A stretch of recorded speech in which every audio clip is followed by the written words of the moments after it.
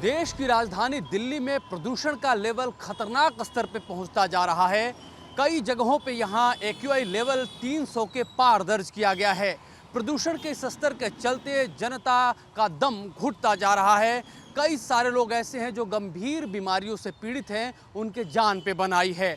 आपको बता दें कि एक तरफ जहां केंद्र सरकार हो चाहे दिल्ली की राज्य सरकार, कहीं ना कहीं इनके भीतर जब जिम्मेदारियों का बोध होना चाहिए तब नहीं होता, लेकिन अब जब इस मामले को जिम्मेदारी संभालने की बात आती है तब कहीं ना कहीं राजनीतिक वार पलटवार यहाँ शुरू हो जाते हैं। हम राजनीतिक बातों के बारे में विस्तार से बताएंगे, लेकिन सबसे पहले आपको बताते हैं कि प्रदूषण दिल्ली में किस तरह का कहां पे है।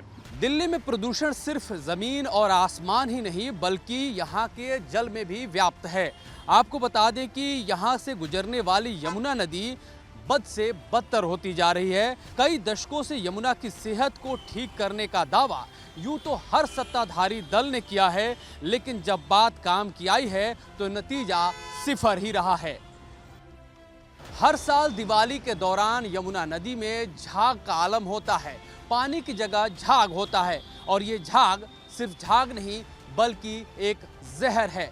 पानी में मिला फास्फेट जो कि जिंदगी लेने के लिए काफ़ी है, वह यमुना नदी को तबाह कर रहा है। इसके भीतर रहने वाले जलीय जीव भी अपने जीवन को आगे बढ़ाने में नाकाम हैं। हालत ऐसी है कि यमुना नदी का अस्तित्व ही खतरे में है। हिमालय के कालिंद पर्वत से निकलती हुई यमुना को ये आभास तनिक भी नहीं होगा कि जब वह लोगों के जमघट के बीच पहुंचेगी तो उसकी हालत ये हो जाएगी। यमुना नदी का जो अस्तित्व है उसके ऊपर कितना बड़ा खतरा है। और इसके अलावा जब यह प्रदूषण बढ़ रहा है, आपको बता दें कि हम यहाँ पे खड़े हैं, सांस लेने में भी कठिनाई है, आँखों में जलन हो रही है और साथ ही साथ सिर में दर्द लगना शुरू हो चुका है। यहाँ पे हम पिछले आपको बता दें कि 20 से 25 मिनट हो चुके हैं यहाँ खड़े हैं और हमारे सामने इस तरह की जो परेशानियाँ, शारीरिक परेशानियाँ हम महसूस करना शुरू कर दिए हैं। आम आदमी पार्टी की सरकार जब अरविंद केजरीवाल के नेतृत्व में आई तो ये कहा गया था कि यमुना को हम 1 साल में साफ कर देंगे, लेकिन देखिए हालत अभी भी ऐसी है। पानी में फास्फेट का स्तर इतना ज़्यादा है कि देखिए किस तरह से यहाँ पे झाग बना हुआ है। इसी में आप समझिए कि जो इस प्रदूषण लेवल के चलते जो ये झाग बनता है वो कई सारे जो कार्बनिक मॉलिक्यूल्स होते हैं जब वो सड़ने लगते हैं तब इस तरह की स्थिति देखने को मिलती है। हर साल ये देखने को मिलता है दिल्ली में कि जब भी दिवाली का वक्त आता है तब इस तरह के प्रदूषण का लेवल बढ़ता जाता है। तैयारियों का हवाला दिया जाता है, ठीक करने की बात कही जाती है, आगे के लिए सीख लेने की बात कही जाती है, लेकिन अगर कहा जाए स्थिति वही ढाक के 3 पात ही रहती है।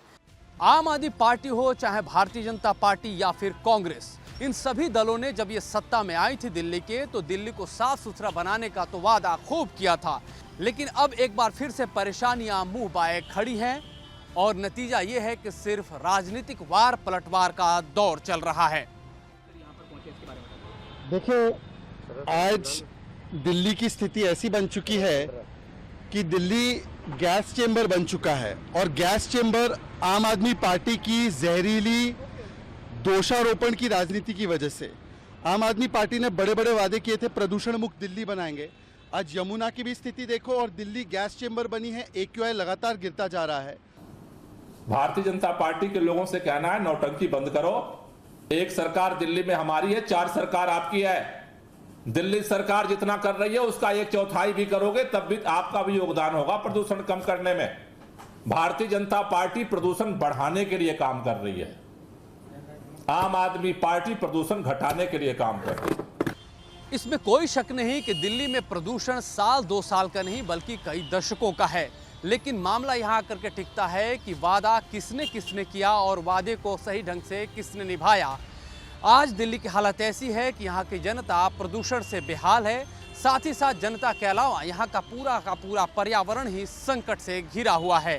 कोशिश ये होनी चाहिए कि इस संकट से उबारा जाए। राजनीति तो होती ही रही है, होती रहेगी।